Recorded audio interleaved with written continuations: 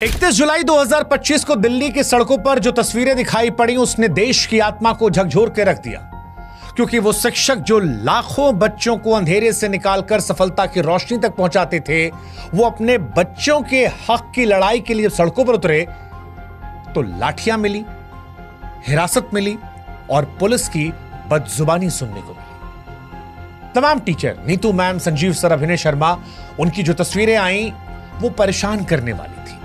परेशान इसलिए क्योंकि गुरु अपने छात्रों के हक की बात करने आए थे। एक टीचर का टूटा हुआ हाथ दिखाई पड़ा और तब लगा कि ये उस व्यक्ति की चोट नहीं है, उस व्यवस्था की गूंगी बर्बरता का प्रतीक है जो इंसाफ देने से डरती है। सवाल उठा कि क्या यही वो भारत की कल्पना है जो हमने की है, जहां गुरु को सजा मिलती है क्योंकि वो अपने बच्चों के लिए आवाज उठा रहा है। सच कहें तो ये जख्म सिर्फ शरीर पर नहीं है, हर उस मेहनतकश युवा की उम्मीद पर लगे घाव हैं जो दिन रात मेहनत करके नौकरी की आस लगाए बैठा है। ये हर उस माँ बाप की पीड़ा है जो बच्चे को बेहतर कल देना चाहती है। और इसीलिए हम कह रहे हैं कि ये सिर्फ एक प्रदर्शन नहीं है, ये उस व्यवस्था के खिलाफ एक चीख थी जो पारदर्शिता का दावा तो करती है लेकिन सवालों से आंखें चुरा लेती है। जब गुरु और शिष्य दोनों सड़कों पर हों और उनके हिस्से में लाठी आए तो साहब सिर्फ सवाल परीक्षा का नहीं रहता है, फिर सवाल पूरे सिस्टम से उठता है कि कैसा देश है, कैसा लोकतांत्रिक देश है जहां पर न्याय मांगना गुनाह है।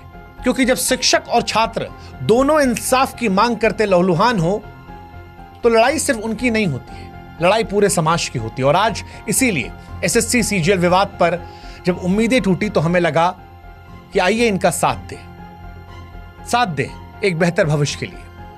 एसएससी सीजीएल का विवाद क्या है वो आपको समझाते हैं। दरअसल एसएससी यानी स्टाफ सिलेक्शन कमीशन की सीजीएल परीक्षा हर साल करोड़ों युवाओं के लिए सरकारी नौकरी की उम्मीद लेकर आती है। करीब 3 करोड़ से ज्यादा अभ्यर्थी इस परीक्षा में हिस्सा लेते हैं। अपने और अपने परिवार के बेहतर भविष्य की कल्पना लिए दिन रात वो मेहनत करते हैं। लेकिन हाल के वर्षों में ये परीक्षा नौकरियों का जरिया कम, विवादों केंद्र ज्यादा बनी है। 2024 की टायर 1 रिजल्ट ने इस पर शक की सुई और तेज की। अचानक ऊंचा कट ऑफ और कुछ खास परीक्षा केंद्रों में लगातार चयन और रोल नंबरों का पैटर्न साफ साफ इशारा कर रहा था कि कुछ तो गड़बड़ है। छात्रों ने सिद्धांतली माना और फिर आवाज उठाना शुरू कर दिया। 2025 में हालात और बिगड़े। एसएससी की सिलेक्शन पोस्ट फेज 13 परीक्षा के दौरान बार बार परीक्षा का रद्द होना, तकनीकी खामियां और कई केंद्रों पर छात्रों के साथ बदसलूकी ने आंदोलन को भड़का दिया। हजारों अभ्यर्थियों और शिक्षक दिल्ली चलो आंदोलन के तहत दिल्ली के जंतर मंतर और कई और इलाकों पर प्रदर्शन करने पहुंचे, न्याय की मांग कर रहे थे। लेकिन इस न्याय की मांग के बीच में इन्हें लाठियां, गिरफ्तारी और इनके गुरुओं की पिटाई को देखना पड़ा। जो शिक्षक अपने छात्रों को देश के निर्माण की राह दिखा रहे थे आज लहूलुहान थे। जो शिक्षक जो किसी समाज की नींव होते हैं अपने ही छात्रों के लिए सड़क पर जब उतरने को मजबूर हो गए तो यह समझ में हमें भी आ रहा था कि सिर्फ परीक्षा नहीं, लोकतंत्र की आत्मा घायल हो रही है। और नीतू मैम, अभिनय शर्मा या भोला यादव, आदित्य रंजन, ये आज सिर्फ एक कोचिंग सेंटर के शिक्षकों के नाम नहीं थे, ये उस आवाज का प्रतीक थे जो छात्रों की उम्मीदों के लिए आज सामने आए थे। एक शिक्षक ने जब पुलिस वाले से पूछा कि आप इतना डरते क्यों हैं सवालों से, तो पुलिस वाले ने कहा वर्दी पहनोगे समझ में आएगा। शिक्षक ने कहा पहनी तो उतार दी, बोला मर्द होते तो पहने रहते। इस तरह के शब्दों का चयन शिक्षक को लेकर मर्दानगी का जिक्र करना, समझ नहीं आ रहा था कि किसे बचाया जा रहा है, किसे छिपाया जा रहा है, क्योंकि हक की बात करना कहां से गलत हो जाता है। वो पुलिस वाला भी जो नौकरी कर रहा है उसे भी किसी ने पढ़ाया होगा। और क्या बात रखने के लिए डंडा पड़ेगा?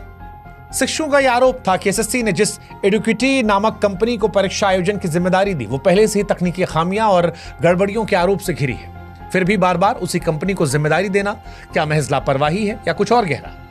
क्या ये एक सुनियोजित खेल नहीं जिसमें छात्रों के भविष्य दांव पर लगाया जा रहा है? लाखों युवा हर साल मेहनत करते हैं, सालों का संघर्ष होता है, उनके परिवारों की उम्मीदें होती हैं। क्या ये सब कुछ एक ऐसी कंपनी के भरोसे छोड़ देना ठीक है जिसकी साख पर पहले से सवाल है? अभ्यर्थी कई मांग कर रहे हैं। एसएससी सीजीएल अभ्यर्थियों ने अपनी मांगों को स्पष्ट किया। ये मांगे न केवल उनके हक की लड़ाई थी बल्कि एक पारदर्शी और निष्पक्ष व्यवस्था की स्थापना की तरफ इशारा कर रही थी। पहली मांग थी एडुकेटी पर प्रतिबंध। इस कंपनी की तकनीकी अक्षमता और संदिग्ध भूमि के चलते छात्र कह रहे हैं कि इसे परीक्षा आयोजन से हटाया जाए। दूसरा, परीक्षा और परिणाम की तारीखें तय हो।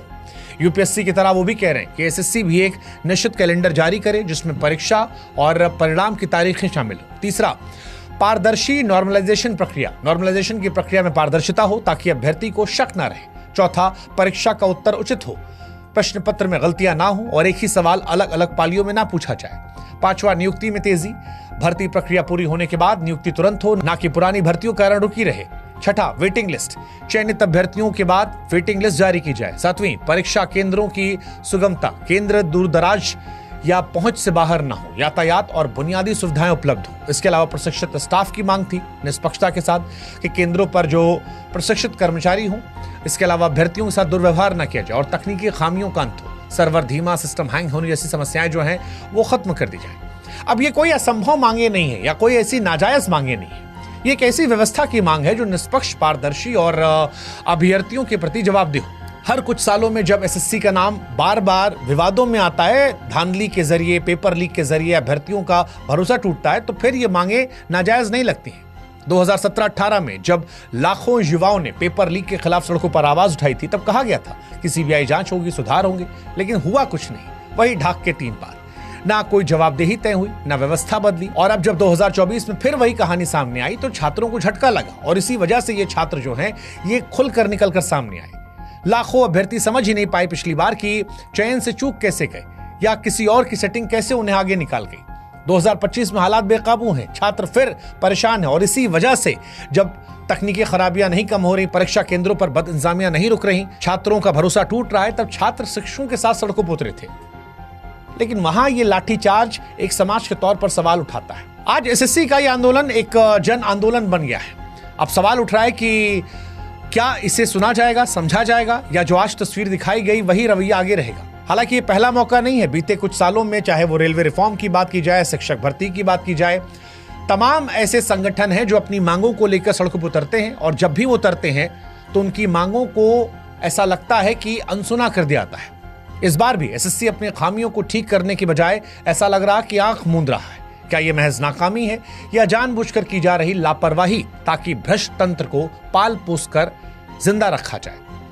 अभ्यर्थी अब सिर्फ परीक्षा नहीं, जवाबदेही की मांग कर रहे हैं। उनका साफ कहना है कि जब तक एसएससी के शीर्ष अधिकारियों को जवाबदेह नहीं ठहराया जाएगा, तब तक ऐसी कंपनियों से पल्ला नहीं छुड़ाया जा सकता जिनकी साख संदिग्ध है।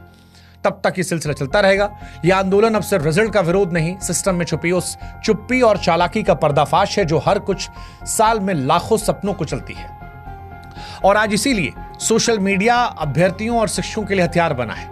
तमाम जो छात्र हैं वो अलग अलग हैशटैग के जरिए लाखों ट्वीट कर रहे हैं, एक्सपर्ट टॉप ट्रेंड कर रहे हैं। अभ्यर्थी अपनी अपनी कहानियों को साझा कर रहे हैं, कैसे उन्हें सालों की मेहनत की और कैसे आर्थिक तंगी में परीक्षा दी, कैसे एक भ्रष्ट व्यवस्था ने उनके सपनों को चल दिया। लेकिन सवाल यही है कि क्या सोशल मीडिया की आवाज सिस्टम के कानों तक पहुंचेगी या सिर्फ डिजिटल शोर रह जाएगी? जब अभ्यर्थी सड़कों पर उतरते हैं तो लाठीचार्ज होता है, जब शिक्षक बोलते हैं तो हिरासत में ले आता है। और यही सवाल होता है कि क्या लोकतंत्र में हक मांगना गुनाह है? लाठीचार्ज और हिरासत के बावजूद अभ्यर्थी शिक्षक हार नहीं मान रहे। वो नारे लगा रहे कि जब जब युवा बोला सिंहासन डोला। ये नारा उनकी हिम्मत को दर्शाता है। वो जानते हैं कि लड़ाई सिर्फ उनकी नहीं बल्कि करोड़ों युवाओं की है जो सरकारी नौकरी के सपने देख रहे हैं। शिक्षक नीतू मैम कहती हैं कि सबको इन लोगों ने मार के भगाया, लेकिन ये हिंसा अभ्यर्थियों का हौसला नहीं तोड़ पाई। वो फिर एकत्रित हो रहे हैं, अपनी मांगों को दोहरा रहे हैं और व्यवस्था से जवाब मांग रहे हैं। यह आंदोलन अब सिर्फ एसएससी तक सीमित नहीं, रेलवे, बीपीएससी और अन्य भर्ती परीक्षाओं में व्याप्त भ्रष्टाचार के खिलाफ एक बड़ा जन आंदोलन बन गया है। एसएससी सीजीएल को लेकर उठे विरोध प्रदर्शन सिर्फ एक परीक्षा या परिणाम का मामला नहीं, ये भारत की भर्ती व्यवस्था में फैले उस गहरे रोग का लक्षण है जो लाखों युवाओं के सपनों को चल रहा, शिक्षकों की आवाज को खामोश कर रहा और भ्रष्टाचार को खुलेआम फलने फूलने दे रहा। जिस सिस्टम में पारदर्शी की जगह संदेह हो और सवाल पूछने पर लाठियां मिले, यकीन मानिए वो देश विश्व गुरु तो नहीं बन सकता जहां पर छात्र और शिक्षक एक साथ लाठियां खा रहे। उम्मीद है सरकार, सिस्टम इस पर ध्यान देंगे। सरकार के पास दो रास्ते हैं, या तो छात्रों की आवाज सुने, शिक्षकों की बात माने, उनकी मांगों गंभीरता से लेकर उन संदिग्ध कंपनियों पर कार्रवाई करे, कार्यप्रणाली को बेहतर करे, पारदर्शिता और जवाबदेही सामने लाए, या फिर चुप रहकर इस पूरे भरोसे को रसातल में जाने दे जिसकी बुनियाद पर यह देश खड़ा है। आज युवा और शिक्षक सड़कों पर हैं क्योंकि सिस्टम ने उन्हें हर ओर से निराश किया है। उनके पास न्याय मांगने के सिवा कोई रास्ता नहीं बचा। लेकिन यह साफ है, लाठियां उनकी आवाज को दबा नहीं सकती, डर उन्हें चुप नहीं करा सकता। यह आंदोलन, ऐसा लगता है, तब तक नहीं रुकेगा जब तक बदलाव नहीं आता। सरकार से हमारी भी गुजारिश है, इतिहास भी यही कहता है कि भारत के युवाओं ने जब भी अन्याय के खिलाफ आवाज उठाई तब सिंहासन हिल गया, पूरी व्यवस्था हिल गई। बेहतर है कि भारत के करोड़ों छात्रों की अलग अलग विषयों को लेकर चिंता जो है उसे अनसुना ना किया जाए, उसे सुना जाए, नहीं तो कहीं ऐसा ना हो कि इतिहास फिर से खुद को दोहरा जाए। इसी उम्मीद के साथ हम उम्मीद करते हैं कि वो कानों तक जो आवाज नहीं पहुंच रही वो पहुंचेगी, और इन छात्रों को, इन शिक्षकों को हमारा भी समर्थन है। जय हिंद, जय भारत, नमस्कार।